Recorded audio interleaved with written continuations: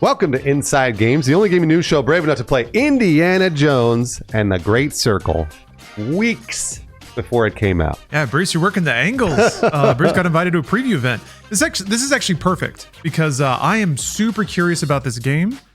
I'm a bit skeptical because the preview footage they showed didn't really light my world on fire. But I'm also a huge Machine Games fan, big fan of Wolfenstein. Even back in the Starbreeze days when they were doing like The Darkness, I've always been a huge fan of those, story-rich single player games. They experimented a bit with Youngblood, tried something different.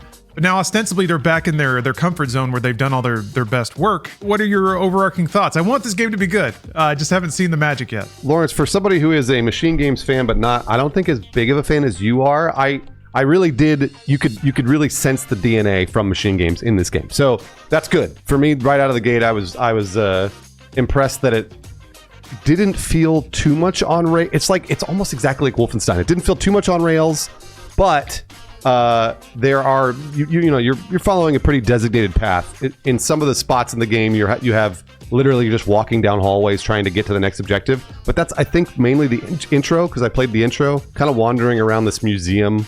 It's this really dark museum with lots of cool, exhibits, and it's been broken into. This is the very beginning of the game, and this is an intro into Indiana Jones and how your mechanics work and the whole thing. So this doesn't look, open world. However, later on in the preview, which we'll talk about, you get into an open area, and then you can run around and do different objectives, kind of in any order you want. And that's fun. That's actually really, really fun. Okay, that's awesome. Because I didn't really get that impression. A lot of the preview footage, everything looked like hallways. And I was getting a little worried that it was just like there's going to be like 5 rooms with 3 guys each, and that's the level. So really, you do have like this open environment you can explore. And how, are we to expect something like Hitman? How intricate is this open world? Yeah, so I'm glad you brought that up, because there is a lot of stealth in this game. So you're almost always crouched, hiding behind like a box or something, because you sort of want to stealth your way through a lot of these kills, especially in the beginning of the game. You're always looking around for a new tool that's going to knock someone out. Each tool you pick up has kind of basically a breakability to it, and or durability, I guess is the word. And you'll pick up a shovel and it has like 5 little dots to indicate its durability. Or if you pick up a hammer and it's got 3. So you can only use that a couple of times on different enemies to knock them out and make sure you got the stealth kill. Now, if you didn't get the stealth kill, they start sending guards after you, just like Hitman. And then you have to go and hide. So you just go and hide, let the heat go, goes away, disappears, and then you can go back out and start stealthing again. There are different enemies that you run into that are harder with stealth. Like there are like dogs and things like that you have to kind of either figure out, maybe just avoid entirely. There are lots of times I just kind of walked around enemies and didn't bother knocking them out. But I really did enjoy the combat. I thought it was really fun. So I liked to experiment with which tools did what to who and when and how. And so that was Hitman is a really good comparison, because it's like this weird first-person Indiana Jones Hitman. Is like the AI is maybe complex might be the wrong word, but certainly there's a lot of like interconnected AI behaviors in a Hitman sandbox. There's guards that run certain routes, and like if you knock one out, then he won't go over here and hit this switch, which sets up something else. Is it that complicated in Indiana Jones's open areas, or is it like there's 3 objectives, you just have to go and hit the 3 buttons and you're done? No, it's more complicated than that in terms of objectives. It was not too overly complicated. I'm not going to say that this game is like really complex and hard, but there is more to it than I feel like you see from just the previews. And back to your question about the AI. The AI is good but not great, and that's fine with me. I would assume you can turn up the difficulty. There are kind of no vision cones. I don't remember seeing any vision cones, but there are question marks that will pop up above the AI, and like little meters that fill up, so again, maybe that's like a Dishonored sort of thing, where you're like walking around and like they know you're there and they're going to come over and check, and then if you just hide, you can avoid them. Or you can run straight at them and punch them. It's really, really fun to do the Indiana Jones haymaker. That's super fun to do. And knocking people out. There are different perks that will beef up your melee or beef up your combat with weapons or things like that. There's a really intricate perk system that I was really excited to try out and see how much of a boost those different perks would give you. Yeah, I saw that in some of the B-roll. The adventure points, is that what you use to unlock perks? I believe so. If you wander around in the different areas, even in the on rails areas, they had little news clippings or little flyers or things like that were basically based in history, and you pick them up and you could read them if you wanted to, and they would give you adventure points. They're just little collectibles that would then give you points towards perks and things like that. And that's, I thought, the incentive for exploring these levels, which I kind of really didn't even need incentive to explore the levels because they really felt super rich and very Indiana Jones. So wandering around, there's so much detail everywhere, and sometimes you wouldn't happen upon those little collectibles, and other times you would. So you could just go and look at the wall and like be like, oh, cool, there's that thing from this, or there's that thing, like it's like really, really well made. Clearly, they put a lot of time and effort into Indiana Jones, and the people that made this game really loved it. So cool. Yeah, this is all really great stuff. It's really heartening to hear. You mentioned Dishonored. Is it like Dishonored or even immersive sim style where, like, say you have to get into an enemy camp, like maybe you could climb over the wall, or you could knock out a guard and take their key, or you could crawl, like you could go through a sewer. Are there multiple paths to getting to these objectives? Or like, what are some examples of objectives you have to do, and how did you accomplish them? That's a great question. I'm going to say that this is going to be more on rails than that. I think there's going to be a couple of times where you're just like, well, there's just only one wall and you have to hop that one wall. But there are lots of different guards with lots of different keys that you can knock out, find, things like that will open up secret areas that will give you those adventure points. Or different weapons, by the way. You have a gun, but if you start firing that gun, everyone starts running. So I don't think I literally ever used the gun until I knew I was like completely in an area where there was only one guy left, and I was like, all right, I can gun this guy down. But you generally do not want to use that gun. So anyways, if you wanted to get to a specific area, there's 2 or 3 parallel paths, right? There'd be like a walk through the stealth area, like walk to the left and there's a bunch of different, guard shacks that you get through. Or you could walk down the middle where all the guards are, and knock out the guards along the way. So there's a couple of different paths to do. But I think, generally speaking, maybe not too many. And that's okay. It didn't bother me. You used his whip a lot to climb up onto ledges and things like that. You could use the ledge to sort of, again, bypass different guards, things like that. So I don't know. I wasn't... Going into this game, I didn't feel like I needed a lot of choice. I don't know why I didn't. I wasn't like, boy, I really want to. I want this to be like an immersive sim. Like, no, I just kind of want it to be. I want it to be fun to play as playing as the character Indiana Jones, and it is. It really is. Yeah, I'm not really asking that stuff because I think it would be a better game if it had those things. I'm just trying to, get a good fix on exactly how open the design of the levels and the gameplay mechanics are. And I agree. I don't think it has to be, that freeform. Like things like Dishonored, you had a build. You could build yourself out to be more magic focused or combat focused or whatever. There may be perks for Indiana Jones, but he pretty much is designed to play a particular way, and it's just kind of up to you to play him that way, right? I will say that you could do a light build if you wanted to. You could run full melee, meaning just your fists, and there are, like, again, adventure points, but there are adventure books that you pick up that are the actual perks that you then use your points towards. But then if you pick up the right perks, if it's like a perk for only melee, then you could stick to just your fists. But if you pick up the right perks and it's perks that are used towards your weapons, like, different durable weapons, then you want to run the build. So there's a couple of ways to do it. I didn't see a gun build in this. Maybe you'll eventually, once you get in further into the game, that there's like a way to make a gun build so that when you shoot the gun, it doesn't alert people. I'm not sure. But you really are fists, constantly picking up weapons, and a whip. That's generally what you do. Cool. How did you feel about I guess the non-interactive parts of the game, the tone of the story, the cutscenes, the performances. I saw in the B-roll, I guess Tony Todd's in it. That's cool. Wait, Tony, who does he play? The like brutish Latin spewing acolyte that Indiana Jones stumbles across at the beginning, who heists an artifact that I guess kicks off this whole adventure. Oh, okay, all right. I don't even know that detail. Is his character's name Tony Todd? I saw it and I was like, holy shit, that's Candyman. And then I had to look it up to verify it. Yeah. Oh, yes, I know what you're talking about. Yes, okay, so that's not a character from Indiana Jones. It's just an actor, an established actor. Yeah, sorry. Yeah, I wasn't referencing some like deep Indiana Jones cut. Well, the reason I bring that up is because I'm pretty sure that they're going to have all the characters from Indiana Jones that you love. From what I can see. Yeah, Marcus is in there. Marcus is there, obviously, which is fantastic, and I'm pretty sure I don't know if it's the actor. We gotta have Sala, right? John Rhys-Davies back in gaming. You gotta have John Rhys-Davies. You gotta like I don't know. I didn't run into him, but I was hoping you would.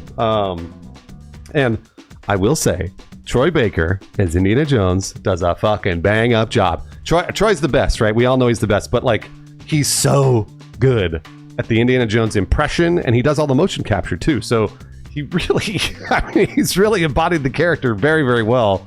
And I don't think you ever thought to yourself, oh, I really want to be Harrison Ford here. Like, no, Troy does a fantastic job. All the mannerisms he's nailed. All of his different speaking inflections, he's just perfected. So I was really impressed with, also impressed with the writing that goes along with that too.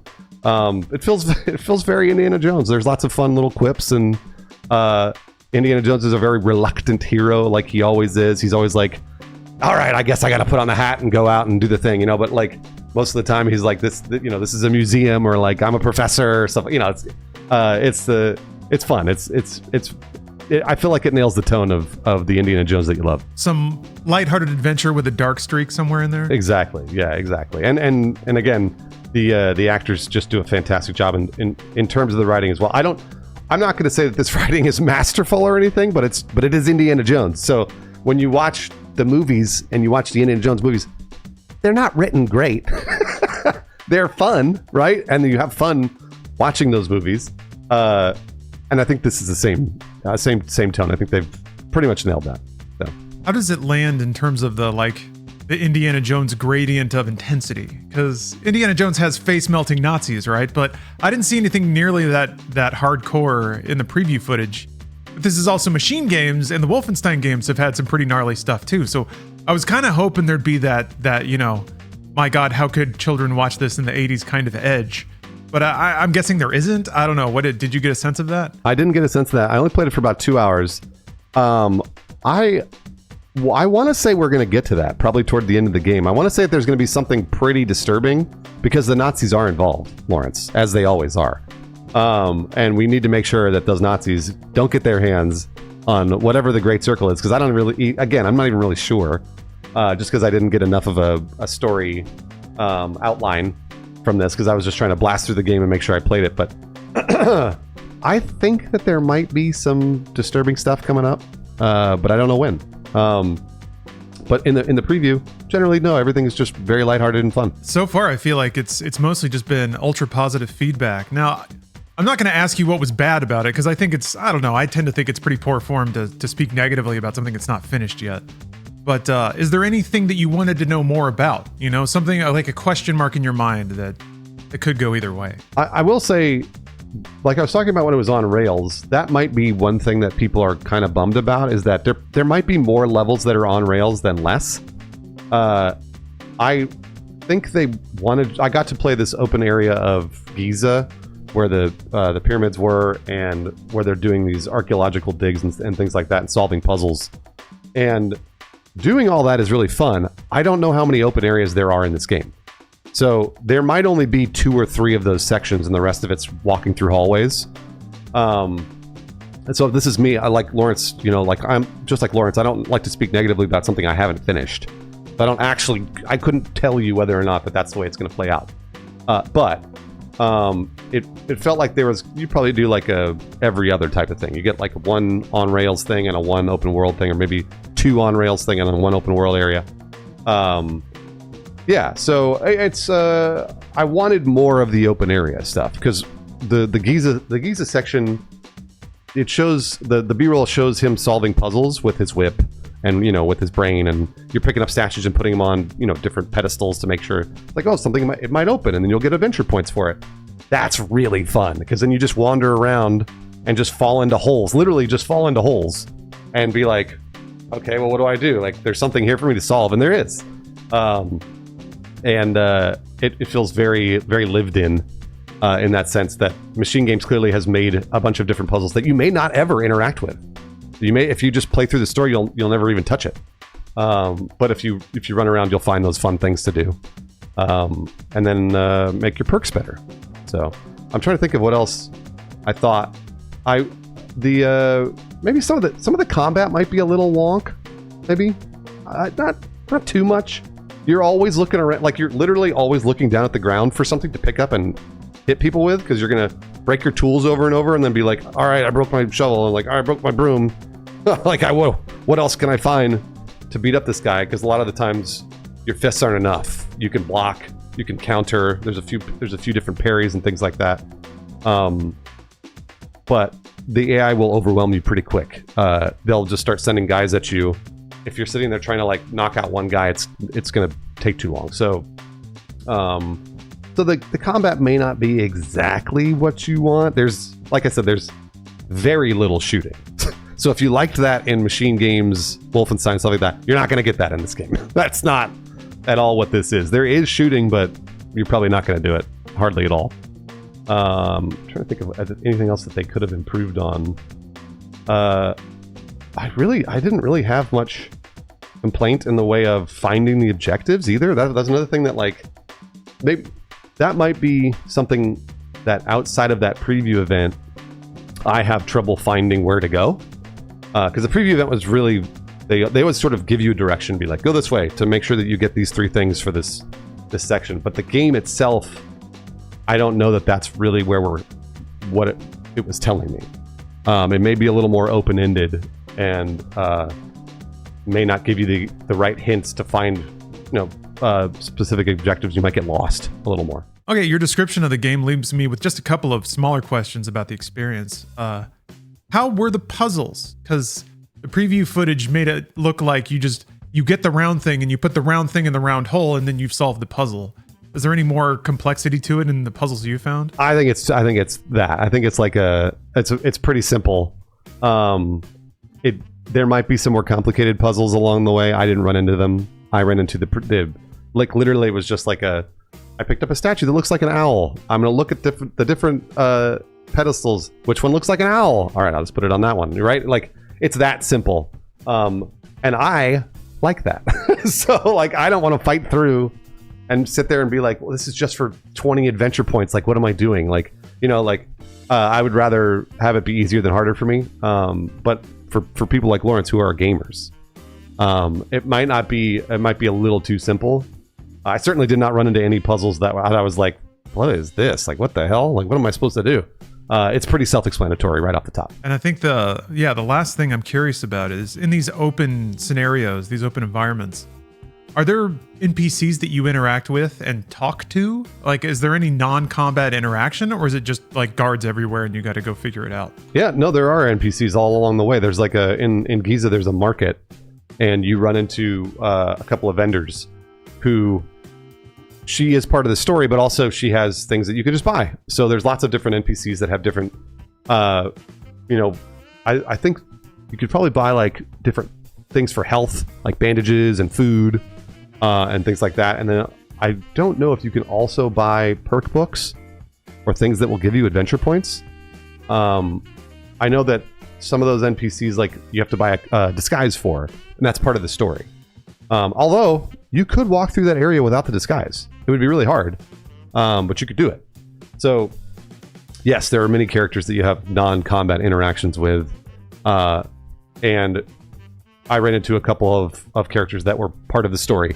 And so you get to, like, I don't know if this is in the B-roll, so I won't spoil it too much, but you get to sort of see how Indiana Jones interacts with 2 characters that are helping him on his journey. And Lawrence, there might be an animal in the tent that Indiana Jones is in that he doesn't like. Oh no. There might be. Now, he may have to interact with that animal that he doesn't like. How does this keep happening? All right. Yeah, it's comfort food, you know? Right, exactly. It's just like and I feel like the game did a good job of balancing that, because I was like, right, of course, I already know. Yes, snakes. He's gonna run into snakes, of course. But the game did a good job of making me kind of laugh at it, tongue in cheek. It didn't feel too cheesy or corny. I still was kind of like, haha, that's fun. So yeah, that's such a tough line to walk, of everyone wanting to hear the thing, but making it like fun and new and interesting and goofy again. But it sounds like they're doing a good job, right? There's some fan service, and since I don't know anyone that is like the die-hard Indiana Jones fan, I think it'll be just enough for me. Like I'm just kind of like, I like Indiana Jones, it's fun. So when he runs into a snake, it'll be fun to see what he does. Because I'm not going to be like, oh, this fan service is the worst. Like, I don't care. Yeah, and it's also been what, decades since those fans have been served, I guess, adequately. So right, yeah, exactly. Well, awesome, Bruce. You've made me a lot more excited about this game than a lot of the preview stuff I've seen so far. Yeah, I love picking around well-appointed gaming environments, and between the like adventure points and I guess the currency that you find to buy stuff, sounds like there's going to be a lot of reason to just poke around at every corner and look at everything. So I'm excited for that. Digital tourism, that makes sense for an Indiana Jones game. Absolutely, that's exactly right. That's exactly what I was doing. It was like looking around, knowing that Machine Games made some fun stuff for me, and that was it's exciting because I like the developer just like you do. All right, Lawrence. Well, thank you very much for joining me for this preview event. They also gave me a sick-ass Indiana Jones hat. Do I have it on backwards? I can't tell if it's on. I can't tell if it's on backwards. That's good. Oh, okay, good. This game comes out December 9th, and I do think it'll be fun. I think it'll be really fun if you have any interest at all in Indiana Jones or Machine Games. It should be great.